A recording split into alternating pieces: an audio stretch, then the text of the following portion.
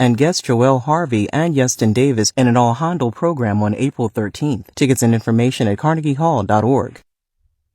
NPR News. And it's on WNYC. Marketplace is next. Tonight on the show, instead of going straight to people's pockets, millions of dollars in welfare go to for-profit companies paid by the government to enforce welfare work requirements. Poverty is big business. We have privatized so many of these programs. There's money to be made regulating poor people. The for-profit welfare industry. That's coming up on Marketplace in just a moment. We'll have more on things consider at 7. WNYC is supported by Brooklyn Solar Works, a Brooklyn-based solar design and installation firm bringing clean energy to homes in New York City. More information is available at brooklynsolarworks.com or 347-377-2705. This is WNYC 93.9 FM and AM 820. NPR News and the New York Conversation.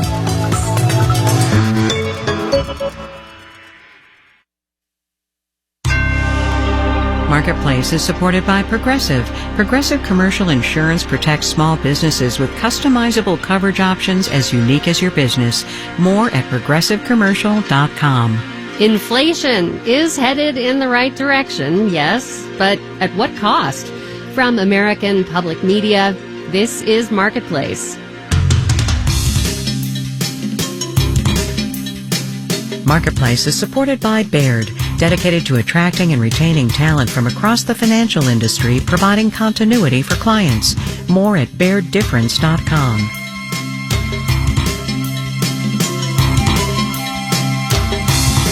In Baltimore, I'm Amy Scott, in for Kai Rizdal. It's Friday, the 31st of March. Good to have you with us. This is one of those days when the big story you're probably hearing about pretty much everywhere else is not what we're going to talk about, because there is plenty going on in this economy to sort out, including the latest inflation report from the Commerce Department. To help us make sense of it all, we've got Lynette Lopez at Business Insider on the line, along with Jordan Holman from the New York Times, who's actually at Marketplace HQ today. Welcome back, you two. Hi. All right, let's start with that inflation report. The PCE, Personal Consumption Expenditures Price Index, was up 0.3% in February from the prior month and running at 5% inflation from a year ago. Lynette, what's your takeaway? Well, it is one of the lowest reads we've had since 2021. So it shows us that the Fed, hiking interest rates, it seems to be slowing the economy. Some of the maybe jolt that we've had in the job market, some of the firings are slowing down the economy, that kind of stuff. That's what we want to see. The question is, how much of it are we going to see? We had a little scare in our banking sector as a few banks fell over the last couple of weeks. And the question is credit going to tighten up so much? Is the economy going to go so slow that we tip it into a recession, which is, the question we've been asking for a year now. Right. Also in this report, Jordan, we got some numbers on consumer spending, which adjusted for inflation fell 0.1% in February. That's obviously a big change from January when it was up, 1.5%. What does this tell you about how consumers are faring right now? I think the same thing with consumer spending is that we've been seeing there hasn't been a straight line to find a trend. So it is a bit uneven. People are saying well, maybe though it looked like this in February, we can't say that it will happen in March. And so right now, I think as consumers are trying to still just wait and see if they have a job, be conservative, it is affecting what they're spending on, if they're going to spend on big ticket items. And that's obviously showing up in this consumer spending number. So right now, everyone pretty much expects that the first half of the year is going to be uneven. The big question is, does that unevenness continue in 2023 as we move further into the year? Yeah. So a lot of uncertainty. Lynette, obviously the Fed is taking all of this in, plus what you mentioned in the banking sector is doing some of the work, I guess, for the Fed in terms of potentially slowing down some economic growth. 5% annual inflation is obviously still too high. So what do you think would need to happen in the month before that next Fed meeting that might make them consider pausing on raising interest rates? I don't think there's much to make them consider pausing unless the banking sector really starts to ache. But we're seeing the outflows that we've been monitoring the outflows from the banking system, and they seem to be stabilizing as this kind of psychological panic for some of the customers of these like smaller and regional banks seem to calm down as the Fed is like putting out these little fires. The Fed seems, and the Treasury, both of them, seem to think that they can handle each bank on a case-by-case basis. And if that's the case, then I don't see why the Fed would stop continuing to raise interest rates, because its target is 2% inflation. So it's kind of like that, and I don't mean to scare anybody, but if you're watching like a thriller movie or your horror movie and you know that like the killer is going to come around the corner at some point, all of this work that the Fed has done and all this slowing of the banking system and crashing is going to have an effect on the economy. We know it is. It's going to slow it down even more than it is slowed right now. We just don't know how much, and we don't know when it's all going to hit. So, the thriller continues. So at some point we're going to be startled, basically, is what you're saying. Yeah, or we're going to do that, the dance moves in the Michael Jackson video, and everything will be all right. I doubt that, but we got to start practicing. Yeah, it's thriller. Start practicing. Yeah, so we said on the show yesterday that a lot of the data we're getting now has sort of an asterisk because it was gathered pre-bank failures. Jordan, though, I'm wondering just how much you think all this is on the mind of a typical shopper, when they go out to buy groceries or a TV, or, as you wrote about this week, maybe a pair of Crocs. I think it hasn't fully affected how people are shopping. It does feel separate. It's like that's happening in the banking world. I haven't actually seen it show up in my real life. Retailers especially think that way right now, are banking on the fact that shoppers aren't scared to pull out their wallets because of it. But what might actually happen, where the flow might happen, is if investment on the retailer side slows up, then that could affect what they can start offering or the services they have. And then that in turn will actually be the determining factor of how much shoppers are spending. So it might not start at the shopper level and the pullback happen. It might actually start from the company level, that pullback happening, and then shoppers will change their habits. So it's still a lot of wait and see, but it hasn't fully, we don't know the full extent of how consumers are feeling about what's happening in the banking world. Before I let you go, Lynette, I just have to ask you about the hearings this week on SVB and banking going forward. The White House is also proposing new rules, or really restoring old rules for mid-sized banks. Where do you see the regulatory response going from here? I think that the White House is confident that it can do a lot on its own through rulemaking.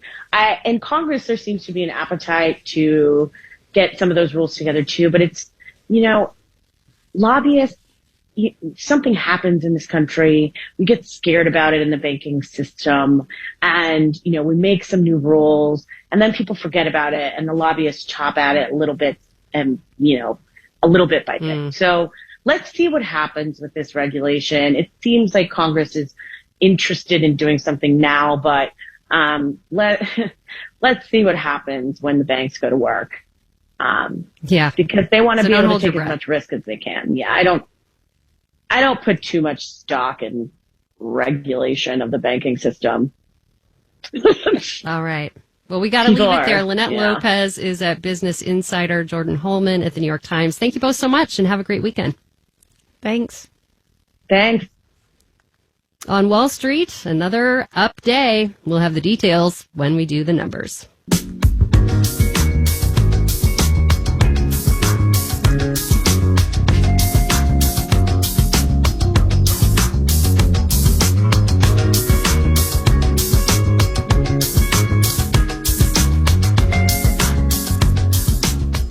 To get through the past several weeks, banks have been taking out emergency loans from the Federal Reserve to ensure they can cover withdrawals from customers. As of Wednesday, banks had tapped more than $152 billion from 2 backstop lending facilities set up by the Fed. That's actually down from $164 billion borrowed during the week before. And it's a sign that the threat of more bank runs may be waning. One of those emergency lending programs is called the discount window. And as Marketplace's Sabri Benishore reports, banks really try to avoid it. When we write a check, our banks have to make sure our money is there when it is supposed to be, right? But what if the bank can't move money fast enough for it to be there? Well, they borrow it, usually just for like a day, and usually from other banks.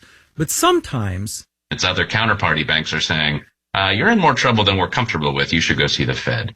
Peter Conti Brown is a professor of financial regulation at Wharton. So back in the olden days, like 1913, when the Fed was created, a bank would go to an actual window at the Fed and get a loan. Problem solved. At least that's how it used to work. The discount window mostly atrophied from the 1950s until 2008. During the financial crisis around 2008, of course, all kinds of banks had to use the discount window, but in normal times, the Fed has discouraged them from using it, says Conti Brown. And banks, big ones anyway, haven't used it much. The reason is it just looks bad. And please, sir, may I have another? We're a very poor bank and having some trouble. This image problem is very real. Bill Nelson is chief economist at the Bank Policy Institute and spent 20 years at the Fed. Some years back, a friend of his got a job as a bank treasurer. When he took his position, he was told if he were to end up borrowing from the discount window, there'd be 2 phone calls. One would be a call from the president of the New York Fed asking what happened, and the second would be a call from Human Resources to him telling him to clear out his desk. In 2008, the Fed tried to set up other ways for banks to borrow, but it didn't solve the stigma problem, says Nelson. It's a tremendous problem because you could think of the discount window in many instances as a safety valve. But it's a safety valve that banks aren't comfortable using enough, he says. Silicon Valley Bank could probably have had a softer landing, says Peter Conti Brown, if it had been prepared to use the discount window earlier. In New York, I'm Sabri Benishore for Marketplace.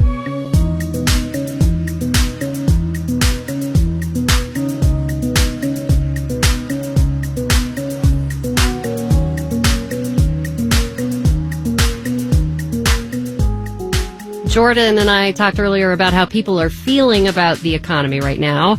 According to the University of Michigan, consumer sentiment dropped in March for the first time in 4 months. Running a business means adapting to the changing climate. You have to plan for the possibility that spending might slow. And that brings us to today's installment of our series, My Economy. I'm Sonia McMorrin. I'm the owner of Homework, a decor and gift shop in Santa Cruz, California. We opened in 2015, and Santa Cruz at the time was in the middle of a transition. It was moving away from being a sleepy beach town to being a real destination that the tech community in Silicon Valley wanted to live in. And with recent layoffs that have been happening in the tech industry, there is a lot of concern about whether or not the new population here is going to be able to continue supporting Santa Cruz. And I've noticed that there's been a tightening of purse strings. When I started my business, I never considered that I would have to think about what the weather is going to be like. After the fires up in Northern California in 2018 that pushed smoke into the area, it kind of opened my eyes to the idea that here's another thing that I'm going to have to take into consideration when I'm planning out my year. And in August of 2020, Santa Cruz itself suffered one of the biggest wildfires that it had ever had. And I kind of had to start thinking about not just how to run a retail business through a medical pandemic, but also through a climate pandemic. I've really relied on my weather app. So if we know that a big atmospheric river is coming, I know that I need to push on social media the ability for folks to purchase things online and collect them quickly when they're doing other errands, or have us be able to deliver them locally if they are unable to get to us. Santa Cruz is an incredibly resilient community and has relied heavily on local tourism as well as regional tourism. And when we have these weather events, the rest of the world can't get to us. And that makes it really difficult. But when we have these moments of climate disaster, it's our local community that really comes together and really works on making sure that their local mom and pops survive whatever's been thrown at them.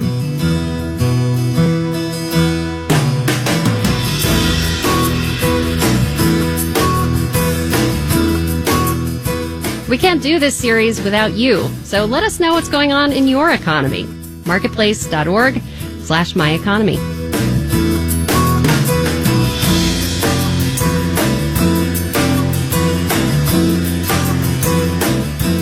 Coming up. You guys are in the right place. For what exactly? But first, let's do the numbers.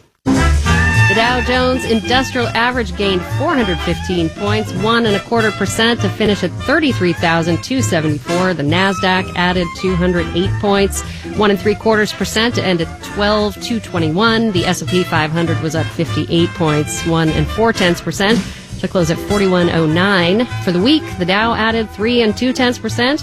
The Nasdaq improved 3.4%. The S&P 500 was down. It was also up 3.5%.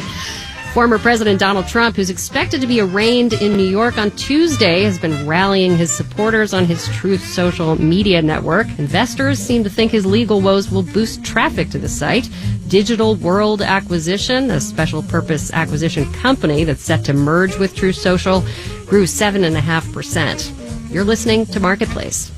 Marketplace is supported by Dana-Farber Cancer Institute, where researchers seek new breakthroughs inspired by the work of previous Dana-Farber scientists. More about their momentum at danafarber.org/stories.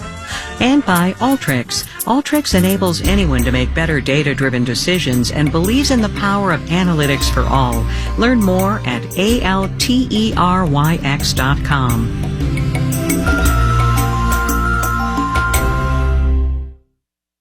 WNYC supporters include Swan Galleries with African American art at auction Thursday, April 6th, with works by Norman Lewis and Buford Delaney, Harlem Renaissance figure Augusta Savage, contemporary artist Betty Saar, and others. Info at swangalleries.com. Next time on the New Yorker Radio Hour, I'll talk with presidential historian John Meacham on the stakes of a Trump indictment and a Trump revival. I think the person at the top matters enormously, obviously, but this is up to all of us. It is a perennial struggle between our worst instincts and the better angels of our nature. That's next time on the New Yorker Radio Hour. Listen tomorrow morning at 10 on 93.9 FM or get the podcast. You're listening to Marketplace on WNYC. In the 7 o'clock hour of All Things Considered, a little lighter news for you. A rare species of beetle has been named after former California Governor Jerry Brown after scientists found one on his ranch. That and more at 7 o'clock. Stay with us. This is Marketplace. I'm Amy Scott. Oil prices have been climbing this week, with the global price now around $80 a barrel. When we talk about the global price of oil, we're usually referring to something called the Dated Brent benchmark. You might hear it in news reports simply as Brent crude. By some estimates, Dated Brent is used to set the price of 2/3 of the crude oil sold around the world. But the way that benchmark price is determined is about to change, with U.S. oil deposits playing a larger role. Marketplace's Lily Jamali reports.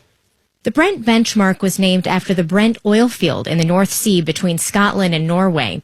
But that oil deposit is running dry, as all oil fields eventually do, says Rory Johnston of the Commodity Context Research Service. This is a normal part of the industry. So other grades of oil from the same region have been added over the years. Collectively, those grades are known as the BFOET, which stands for Brent, Forties, Osberg, Ekofisk, and Troll. Sounds like a bunch of Harry Potter characters. But now, the fields where those grades of oil are drilled aren't producing as much as before either, says Tracy Schuchart of Hill Tower Resource Advisors. There's not a lot of expansion there. They're getting older. So S&P Global Commodity Insights, which publishes the Brent Index, started looking for another grade of crude oil because the more volume available, the more accurate the price. They could have added another Norwegian big oil field, but the oil from there didn't fit the profile. Oil that's not too thick, not too thin, and without too much sulfur, West Texas Intermediate Midland fit the bill and is set to be included in the Brent benchmark. That's a big deal for the U.S., which Yoon Creek of Argus Media says is now the largest oil producer in the world. What it really underlines is the rise of the U.S. as an oil exporting power. Keeping in mind that up until 2015, the U.S. had a ban on exporting oil, a lot has changed in just 8 years. I'm Lily Jamali for Marketplace.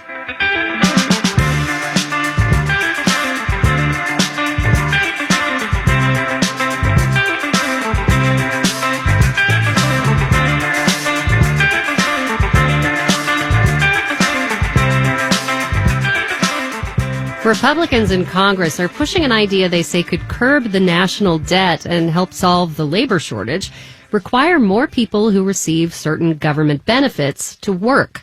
Many welfare programs already have some work requirements, from food stamps to temporary assistance for needy families, also known as cash welfare. The goal is to make sure recipients don't become dependent on government handouts. In the latest season of Marketplace's podcast, The Uncertain Hour, Chrissy Clark does a deep dive on the welfare to work system. She visited one program for people receiving cash welfare in Milwaukee, a program that, like many, has been outsourced to a for-profit company.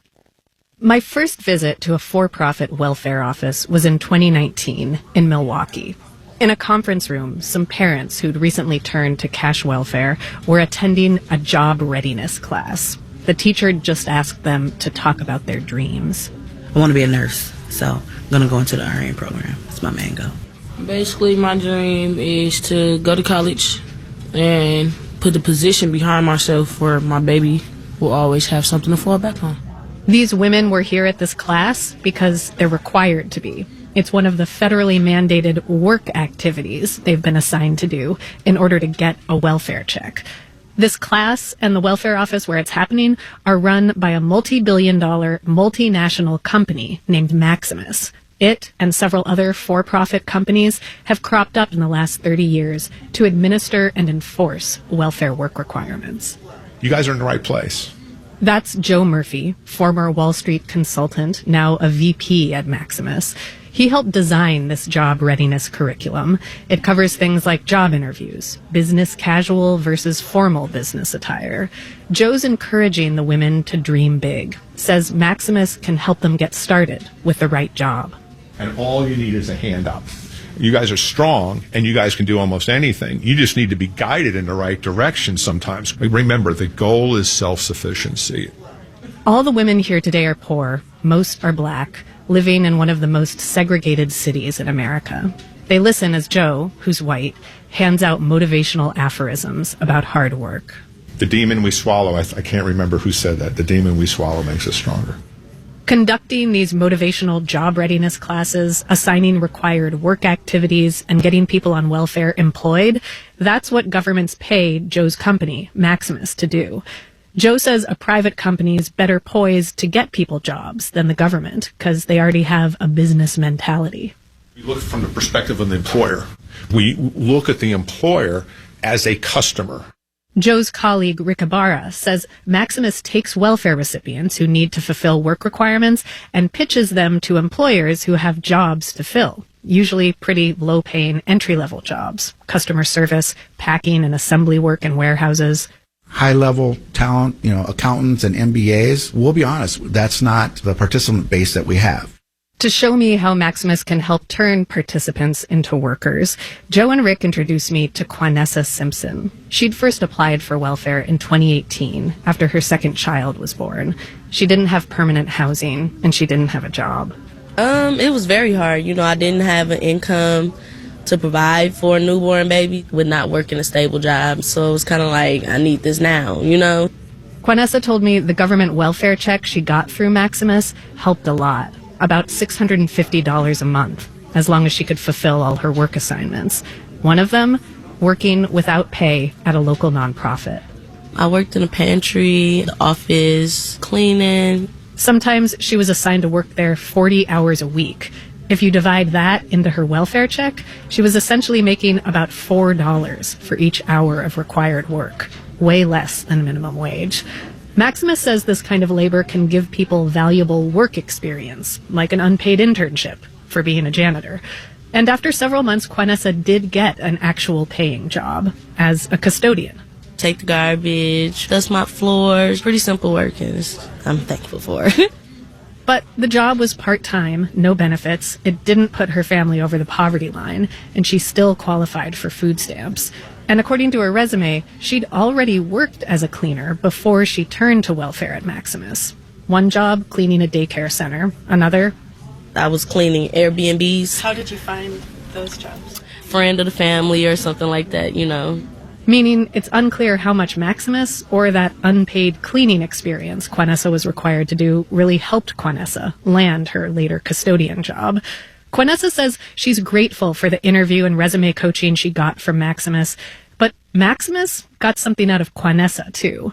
We obtained the contracts that private companies like Maximus have with the state of Wisconsin, and we discovered that when someone on welfare gets a job, the company can claim thousands of dollars in special payments from the state if the job lasts more than a month, regardless of whether it gets them over the poverty line or off government assistance. If it lasts 3 months, companies can claim more. Between the money the state paid Maximus to manage Quanessa's welfare case, plus these special rewards they could get for that part-time custodian job she landed, Maximus likely received as much, if not more, in government welfare dollars off Quanessa than Quanessa received in cash assistance. In the last decade, the state of Wisconsin paid Maximus more than $7 million because a few thousand people on welfare got jobs. Poverty is big business. Pat D'Alessio is a legal aid attorney in Milwaukee. She's worked with many families on welfare. She says more government money should go directly to families rather than for-profit welfare companies. And she questions how much this welfare-to-work system actually helps. In general, people aren't getting the opportunity for long-term success. And most people, they can get these low-wage jobs on their own. The Wisconsin agency that oversees cash welfare told us in a statement that the governor plans to formally evaluate the welfare-to-work program before the next contracts with private welfare agencies start. When I checked back in on Quanessa recently, she was working full-time at a daycare, plus a part-time job at a Dollar Tree. Altogether, she makes less than $4,000 a month. Her family still relies on state health insurance, while she works more than 60 hours a week. I'm Chrissy Clark for Marketplace.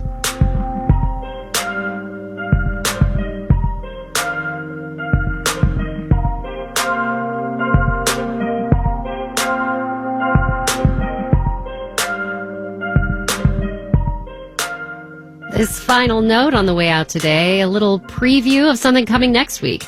My Morning Report colleague David Brancaccio interviewed the new president of the Boston Fed, Susan Collins, who started last summer. She talked about how she views a possible recession. There are, of course, risks and uncertainties, and it's important to take those very seriously. At the same time, I see a lot of resilience in the economy, and my baseline case is that we bring inflation down without requiring a significant downturn. One of the key risks is a loss of confidence that could actually be self-fulfilling. And again, there are many dimensions in which our economy is proving quite resilient. You can hear the full interview on Monday's Marketplace Morning Report.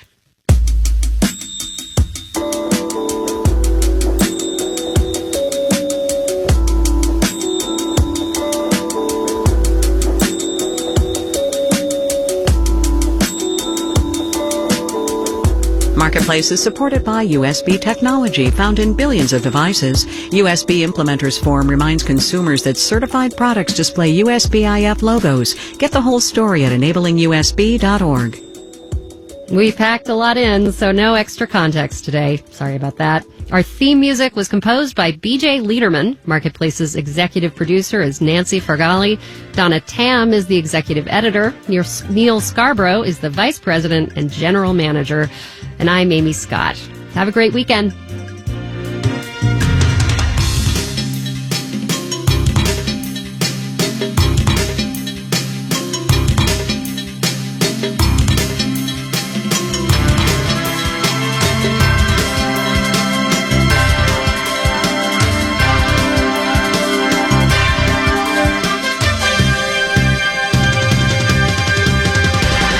This is APM. Support for WNYC comes from the John S. and James L. Knight Foundation, helping public radio advance journalists